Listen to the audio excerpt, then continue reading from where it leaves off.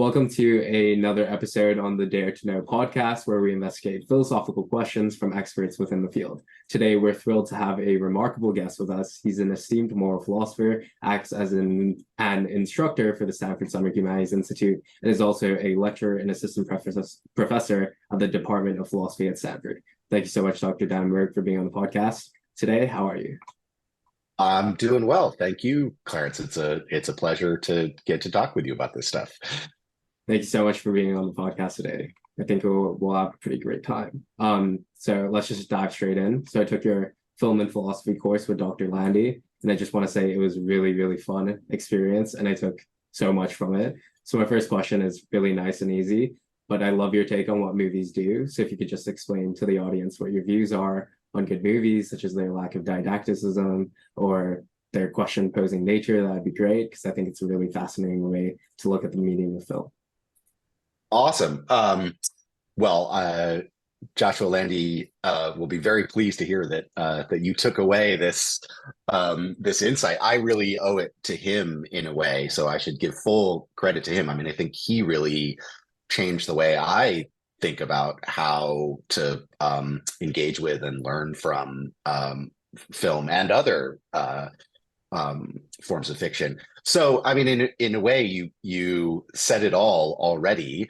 We try to pick films for this course that really are not didactic, that are films that don't undertake to teach a message to their audience. It's not that there are no good films that are didactic in that sense, and it's not that you can never get a good experience out of watching a movie by trying to discern what lesson the filmmaker is trying to impart to you. But we just think that so much of the culture of film criticism, film scholarship, has kind of narrowed its focus on just that kind of interpretation and engagement with film. And it's in a way really constraining, restricting to think that each and every film that you watched has to be trying to teach you something, and that your experience as a viewer should really be all about trying to learn the lesson or the moral of the story that the filmmaker is trying to impart. As you know, in the film course, we kind of use this quotation from Charlie Kaufman, one of our directors, as a kind of meme almost for the course, that this is a kind of way of engaging with literature that would be, as Kaufman says, like garbage. And we really try to encourage this approach that doesn't assume at all that this is what films are trying to do, and instead leaves it mostly a kind of open question: what else films can try to do? And then over the sessions of the course, we look at all of these different films that do things other than teach messages. So films, like you said, that raise a philosophical question, but don't answer it for us. Maybe they kind of put on the table conflicting answers, leaving it up to us to try to work out what we think the right answer is. Films that work to generate emotion, films that seem designed to connect audiences together, films that seem to go out of their way to confuse or confound or frustrate us.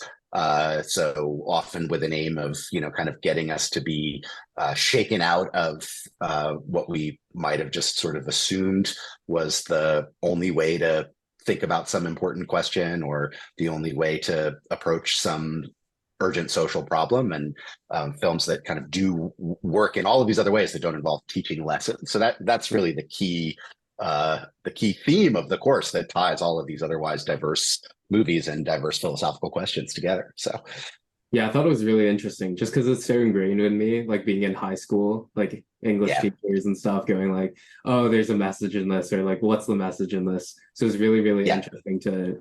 Well, and it's not just high school teachers. I think if you if you kind of read journalism, especially I'm a pretty shallow guy, so I don't read fancy film reviews and film critics, although even there, the occasions where I do, I'm kind of shocked to see it. But especially the kind of clickbaity writing about film on the internet, the kind of story is always, you know, here's the message of movie X, and that's why movie X is great. Or here's the message of movie Y, and that's why movie Y is terrible. And this is kind of just wrong on so many levels. One, it's not obvious that movie X has any message, and two, even if it did have the message, it's not clear that that makes it a bad movie or a good. The question of the message is different than the question of the work of art that is supposedly in the business of delivering it. So it's just such a terrible way. And then just also, I feel like I'm going on at length, but then the last thing I'll say about it is it's also just so kind of tragic that one leaves all of these other opportunities for stimulating and it's just so boring to approach movies in this way when there's this whole other range of things that you can be experiencing and talking about and discussing or arguing with your friends. It's so much more fun to leave a movie theater with your friends, and instead of having a conversation about some message that the movie conveyed, connecting over the way in which the movie did something completely unique and different that you couldn't have gotten from any other medium other than a really well-crafted film. So I think you're right that it's a part of the way movies and literature are taught in high school, and it's a part of the way in which broadly the culture seems to be intent on understanding these things, and we're just totally against it. And it sounds like we persuaded you, so that's great. Yeah, I was very persuaded. So on this idea Awesome. of movies not being about lessons, but about posing questions, in the movie Arrival that we did in the course, we talked about the normative questions of living outside of time. So correct me if I'm wrong, but I'm pretty sure I talked to you after the lecture about it, and you explained how linear concepts such as free will can be applied to non-linear beings like heptapods, or like a non-linear description of time. So essentially the paper I ended up writing at the end of the course was tackling this, using sort of Louise as an example of how she's sort of, in terms of the formal aspects, experiencing time in a linear and non-linear way. So I gave this example of how like an agent can be stuck in a circular shape when that agent is like traveling in a one direction, like around the circumference of the circle. That's having linear experience, but that can be incorporated with like peering around and gazing at all the other points in the circle, looking off to the side, and thus having non-linear experience. So I argued that this descriptive answer to time allows for concepts such as free will to be applied to non-linear experiencing agents. So a very long question, but do you think that this way of thinking of time works? And second, do you think that morality can still exist without free will, or in a description of time that doesn't allow for free will? This is so great. It's such a testament, I think, to the brilliance of that film, and then also the short story on which it's based, that invites this kind of thinking about these really deep philosophical questions about the relationship between time and our experience of time on the one hand, and morality and the concepts that we sort of take as moral bedrock. As you say, things like free will, responsibility, choice, all of which, when you start to unpack, well, what do we mean by saying that a person's will is free? Well, could you even make any sense of that if you didn't think of the person as existing in time, and in particular existing in time that more or less works the way that, kind of before we do any fancy physics or metaphysics, we think of time as, it's got a past, it's got a present, it's got a future. Events in the past affect events in the present and the future, and the way in which events in the future don't kind of go backwards in time to affect the past. And this is all part of our kind of common sense understanding of how time works, that it goes in a direction. And these concepts like free will and responsibility seem very much rooted in that way of thinking about our relationship to time. And then this film challenges us by giving us one character, Louise, who's kind of on her way to experiencing time in a fundamentally alien, no pun intended, way, but still very much engaging in human relationships, and so still very much also seemingly invested in the kinds of moral ideas and moral concepts and norms that we think of as important in regulating our lives. And then we've got these other characters, the heptapods, from whom she's learning this new language that's allowing her to, in some ways, fundamentally change her relationship with time. And they, I think, are kind of almost incomprehensible to us. I think that's very much on purpose. I mean, we can kind of imagine some of the things about what it's like to be a heptapod, or what it would mean for heptapods to raise moral questions, but we're really actually quite limited. I mean, when we really try to kind of think from the inside about what it would be like to experience the world the way they experience it, and think about questions of action and choice in a way that really did transcend our kind of thinking about time. We're kind of brought up short and baffled. So I think these are all great questions. You asked me whether I can kind of get my head around and bring myself to agree with a particular thesis, it sounds like, which is that for a character like Louise, there is the possibility of kind of blending these two points of view, and that she sort of succeeds in, I don't know, kind of finding a way to be at once in the kind of time that we human beings who, we don't speak any fancy alien languages experience, and use the moral concepts that we use, while also kind of being outside of it. And I confess, I don't know that I believe this. I find it so hard to get my mind into the right shape, so to speak, to understand what it would be like to be Louise, much less the heptapods, that I don't feel like I can say with confidence that that she's able to kind of integrate these two ways of approaching the world. And I think there's some evidence in the film that there's something less than full integration for her, and that seems plausible to me in a way, because on the philosophical side, I do see arguments for why our concepts are very much rooted in and have their meaning or conditions of application only against the backdrop of these ideas about time that the heptapods don't have and don't share, and that Louise is kind of moving back and forth between. When she's thinking like a heptapod, it's not so clear that that she can meaningfully apply a concept like free will or choice to her own activity. What other concepts she can apply, I think that's part of the bafflement. I mean, I think it's a really fascinating question to think about, but I think the limitations of our own ability to kind of project ourselves into this alternative way of experiencing time are kind of part of what the movie does such a great job of helping us to think about and confront. So sorry, that's a long answer to your question, but the short version of the answer is I'm not sure. I think it's a great thesis, and I think you wrote a great paper defending it, and I'm still not sure that my mind is able to kind of get itself around the idea and affirm it. But you may well be right. This might be a limitation of my imagination and my ability to think like a heptapod.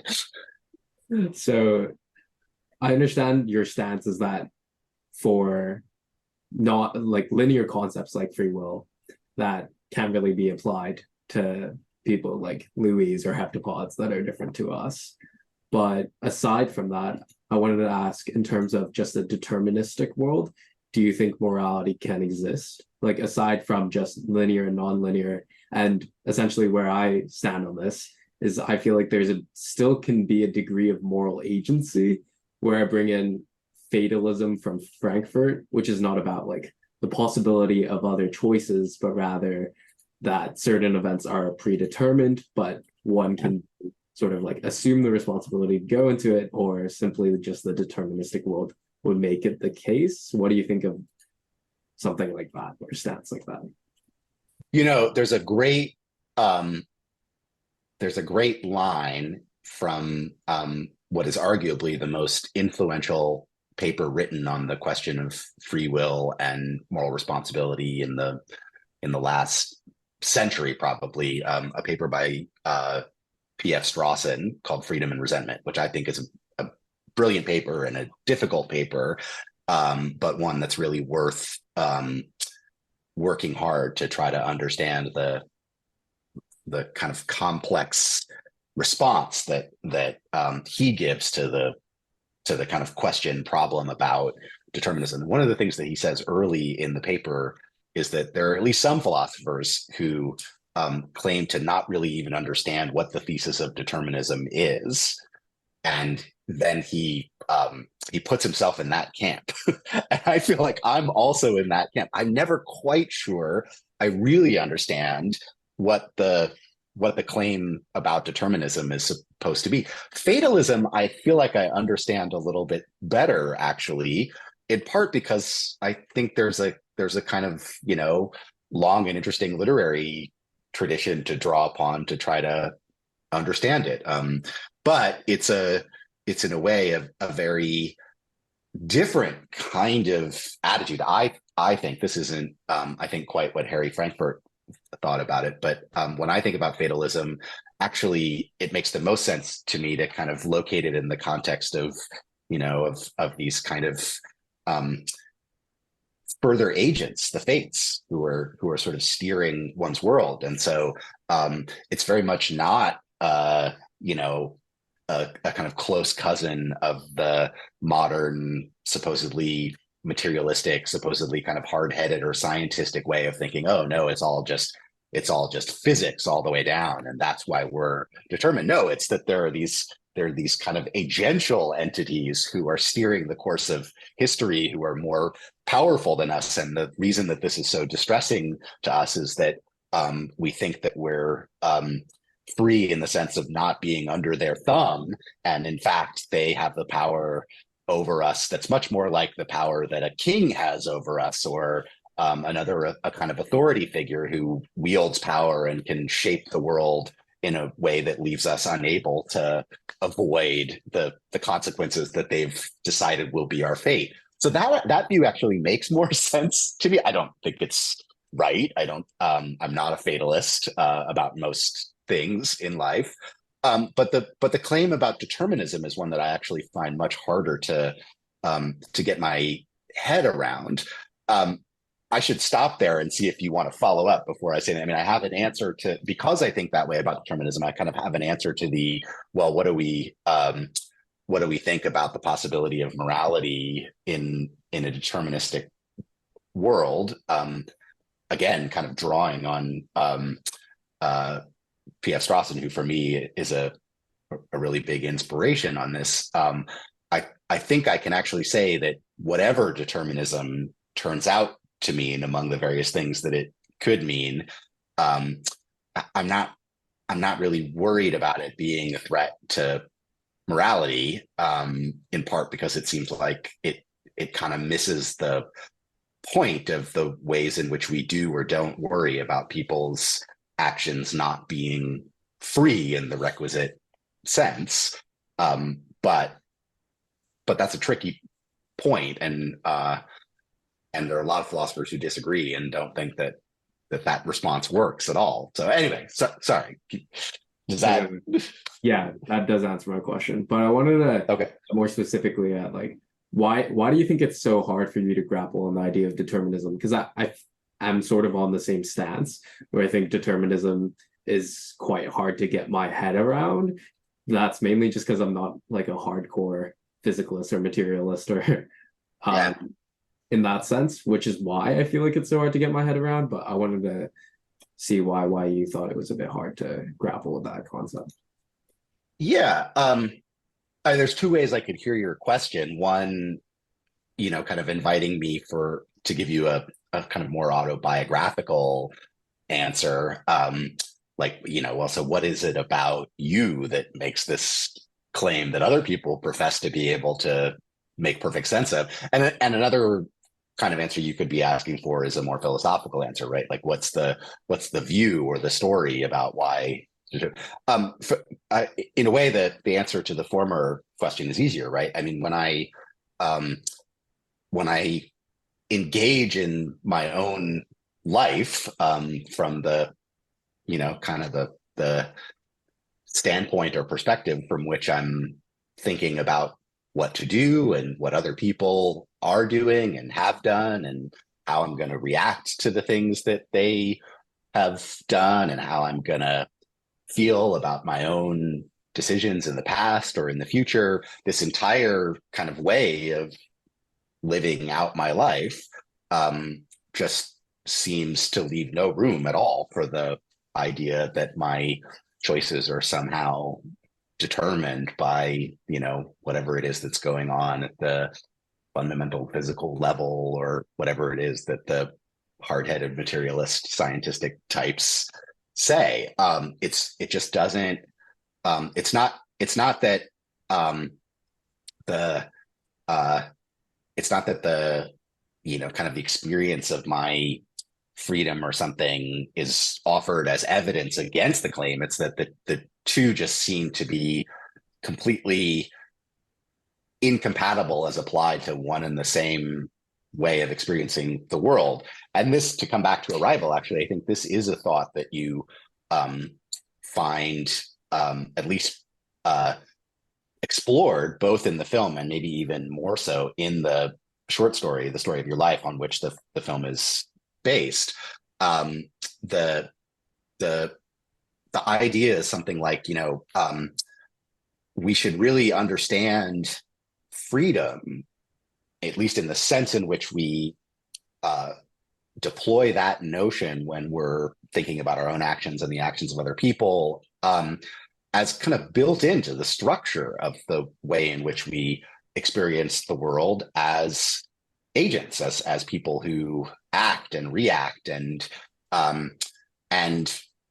the the perspective we take on the world when we're maybe trying to explain events as scientists or otherwise kind of describe the physical reality around us, or the the parts of the world that we're not engaging with as other agents.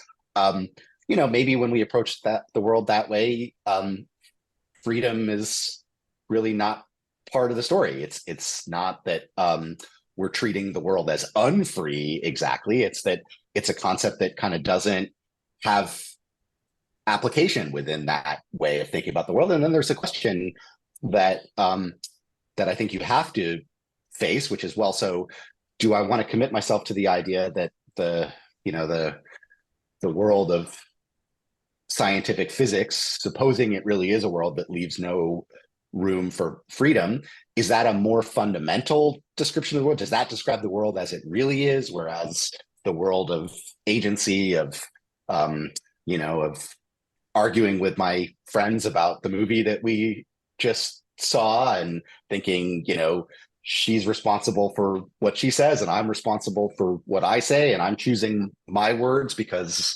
I think they're the best things to say about the movie, and she's choosing her words because she thinks they're all of these thoughts that we have that are kind of conditions of the possibility of any kind of meaningful interaction with other human beings, all of which seem to presuppose the notion of freedom in question. Is that somehow less a part of reality because the science of physics doesn't describe it or explain it? Or is it just that these are two ways of thinking about the world, and we have to somehow figure out a way to be allowed to have both of them? And that's much more where I end up landing on this kind of question. I think it's in some ways a kind of peculiar prejudice of a lot of people, one that they probably don't want to hang on to under further pressure, that they just immediately think, oh yeah, physics tells us about the real world, whereas whatever's going on, late at night when I'm arguing with somebody about a movie, either physics had better be able to tell me about that too, or else it's not real. What? Like, why would you think that? So anyway, that's kind of where I land on this. Yeah, that makes a lot of sense. So just Another field of philosophy that we've also touched on in the course is the philosophy of existentialism.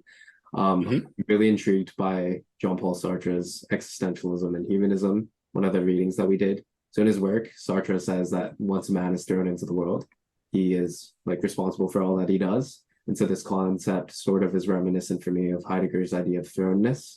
So the term responsibility in this context seems to resonate with a lot of ideas connected to morality, I guess. So I don't know if you would see this definition of responsibility in the same way or interpret it in a different way, but it seems to me that a concern that arises, as, at least for the existentialist, is that individuals can create their own life goals or their own projects, but those could be potentially immoral. So how do you think an existentialist might approach this sort of reconciliation with ethics and existentialism, and then the broader question of what you think of existentialist philosophy as a whole? These questions are so rich and so full of content. So let me start with the last bit that you asked about, which is just about what I think about existentialism as a whole. I really like the existentialist tradition. In some ways, thinking all the way back to when I was a new philosophy student, just kind of learning about philosophy for the very first time, it was one of the things that I think sort of seduced me into the field. I'm not an expert in it by any means. I'm certainly not a Sartre scholar or a Camus scholar, or to say nothing of being a Heidegger scholar. But I do feel like I have a kind of basic sense of where these philosophers were coming from, and there are other more recent philosophers whose work I think was pretty heavily influenced by the existentialists, and in particular maybe in various ways by Sartre, whose work I do know well. I think I think a lot of the discussion about how various figures in the existentialist tradition thought about morality can get confused or convoluted, in part because I think the ways in which contemporary so-called analytic moral philosophers think about morality, what they think they're talking about when they talk about morality, is itself already confused. So that's a problem with contemporary moral philosophers, not a problem really with the existentialists. And one way of kind of articulating what the problem is with the way that contemporary moral philosophy, I mean, this is something I actually have written a little bit about, thought a little bit more about. One way of kind of articulating what the problem is that I think, to anybody not already in the grips of certain ways of thinking about what it would mean to kind of defend a moral position, the existentialists are clearly offering and defending a moral position. They're giving us an ethic, let's put it that way. That is to say, they're giving us an answer to the question, look, how should any one of us undertake to live his or her own life?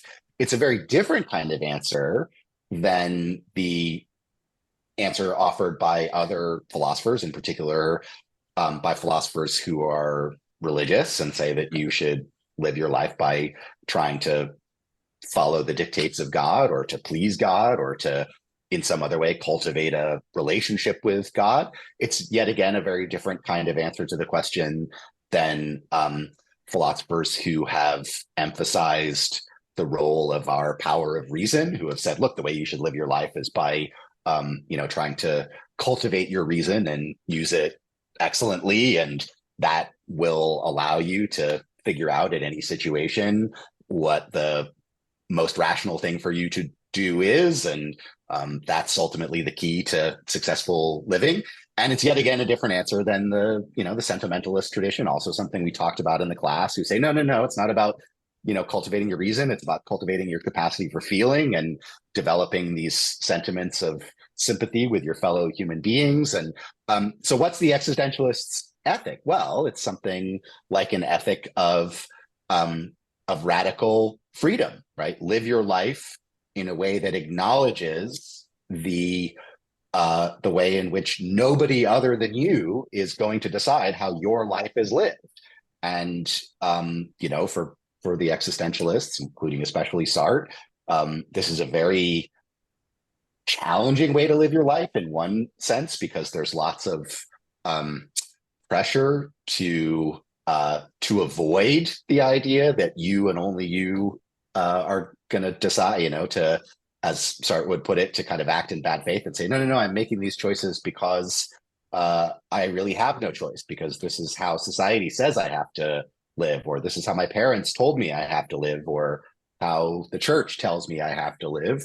But Sartre thinks this is something that we should condemn as bad faith, as avoiding the kind of starting point of responsibility. So in that sense, I think the existentialists they're doing ethics. They're doing the thing that that other philosophers do, which is trying to answer this question of how to live our lives, and they're doing it by offering, philosophically rigorous arguments, and you either have to agree with the arguments or find arguments you think are better for why they've got it fundamentally wrong. Then there's this question that arises, and I think this is really, in a way, what's behind your question as well. So suppose somebody was persuaded by Sartre and said, okay, I want to live a Sartrean life. Is there a guarantee that that person, by Sartrean lights, wouldn't choose a project for herself that ran directly contrary to a set of established mores and norms about, things like, I don't know, stealing from others or beating them up, or otherwise, kind of doing these things that we kind of regard as ruled out by the morality to which I'm assuming you and I and most of the people who are going to listen to us all subscribe. Like, what, can we, I think of the right way to think about this question is like, can we trust the Sartrean to be a decent guy? And in a way, I think the answer to that question is, well, depends on the Sartrean, but it was kind of silly to think that we were going to trust somebody simply by virtue of the philosophical position to which he subscribed anyway. I mean, I don't know that puts Sartre in any different position than anybody else. Sartre himself made some pretty crappy choices in his own life, in my estimation. But then he stood on the good side or the right side of some other important social and political questions in his day. And there are connections between those choices that he made and the philosophical views that he espoused, of course. But I think the question of whether or not,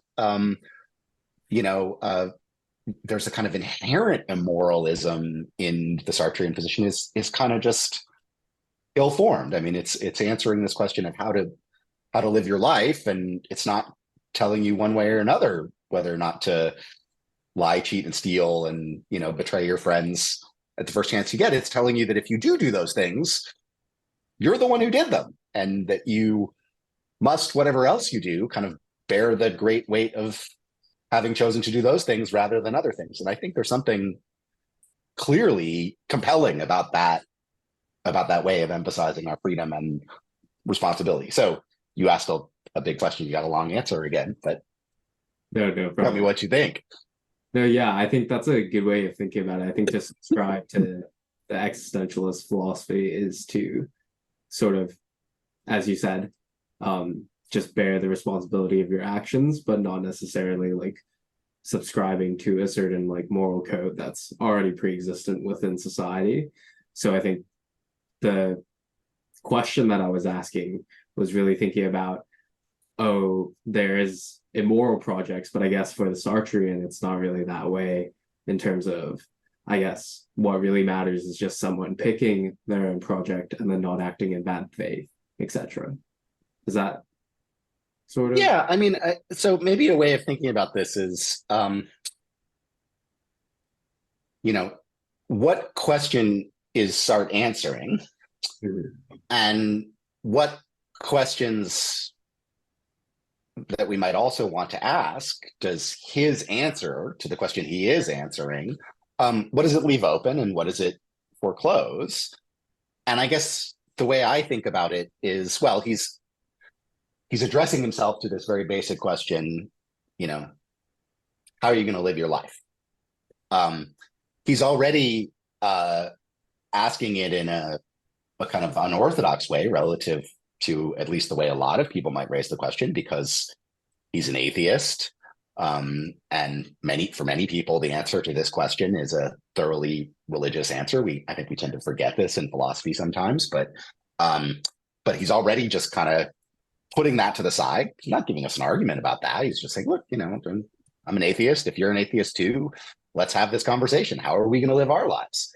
And then he's going to say, okay, and there's some other answers that are on the table that are also compatible with atheism, but I'm not sold on any of those. Here's the one I am sold on, and here's why. And so now we're thinking about his answer, and somebody comes along and says, well, wait, this is a bad answer to the question, because somebody could agree with the answer and they could still decide, and what I'm going to do with my life is, commit a string of violent bank robberies or something. I mean, I don't know, whatever the example is supposed to be. And I think in a way it's a kind of peculiar feature of the way that some moral philosophers have come to think about what moral philosophy is supposed to be able to do, to think that somehow that possibility shows us that, Sartre is failing to give an ethics or something. I mean, I think the right answer from Sartre's point of view to this question is something like, okay, I mean, that's a terrible project. Does my philosophy prove that it's a terrible project? No, but it's a terrible project. And I'm going to try to stop you if I can, and I'm going to condemn you publicly.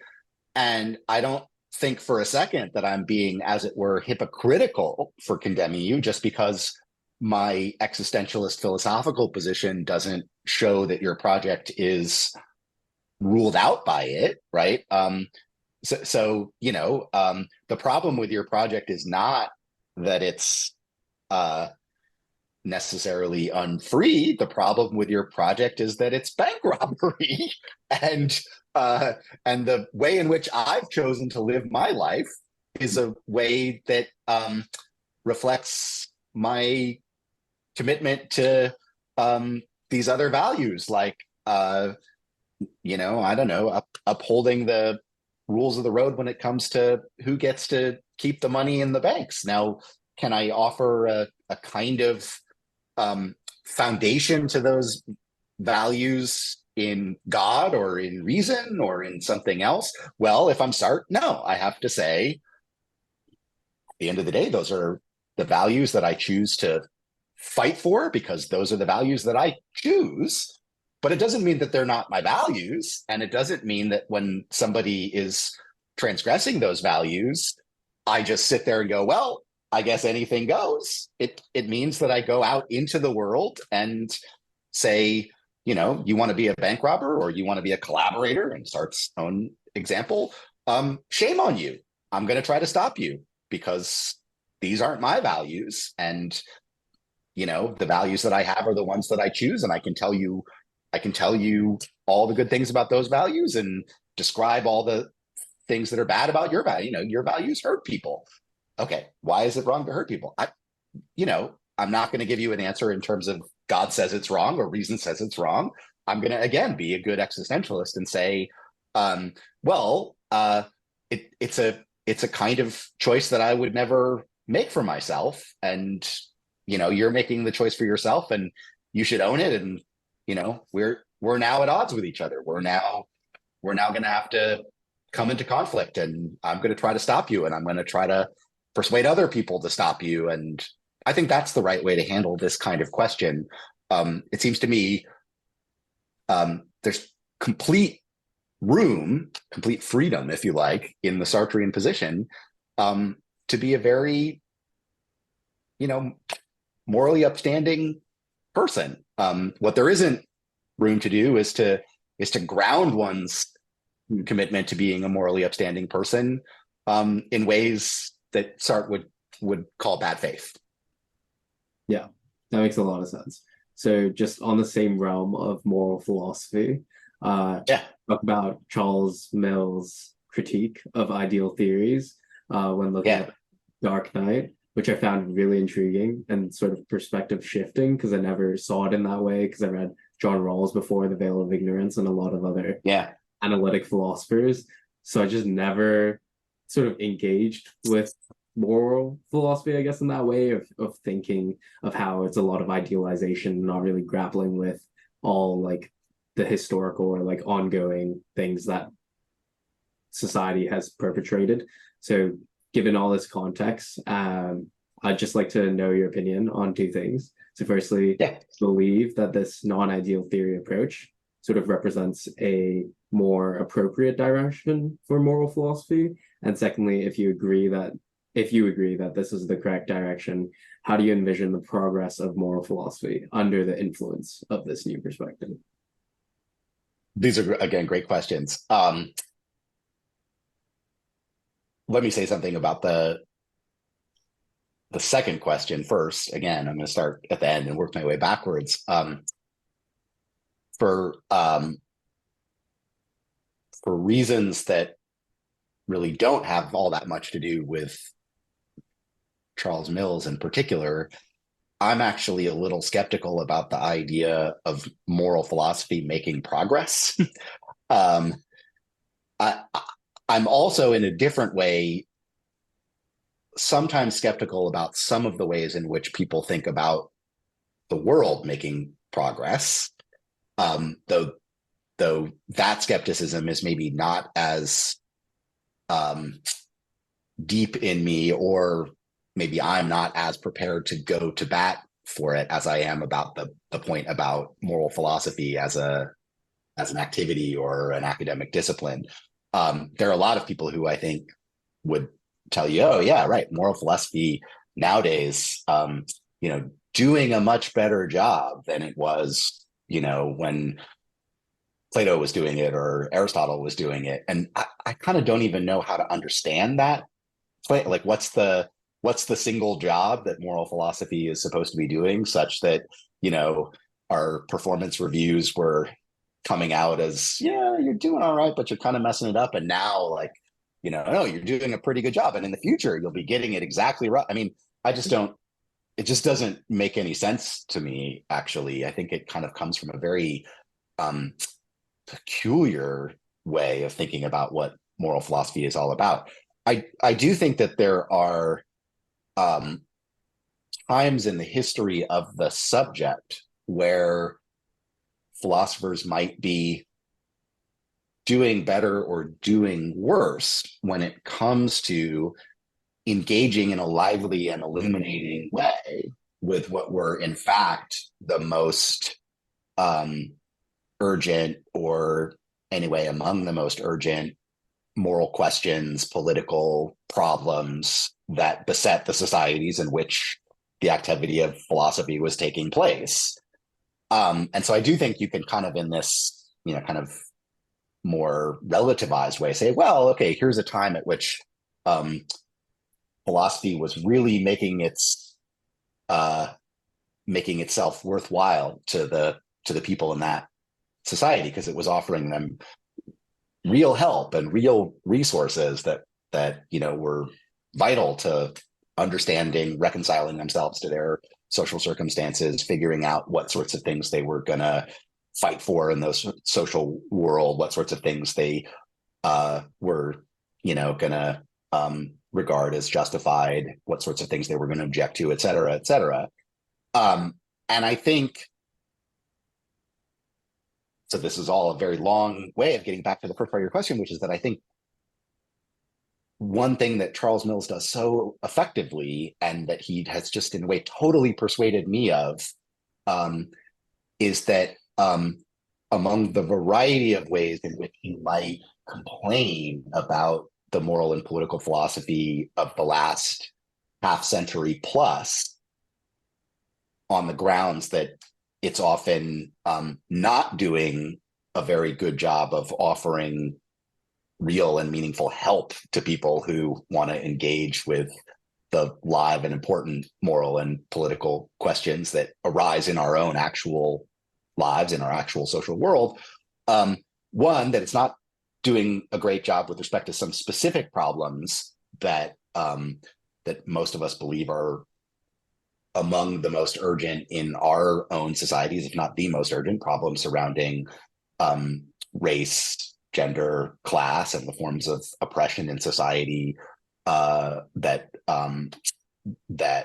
surround those. And two, this is a further claim on Mills's part that I'm totally persuaded by, that the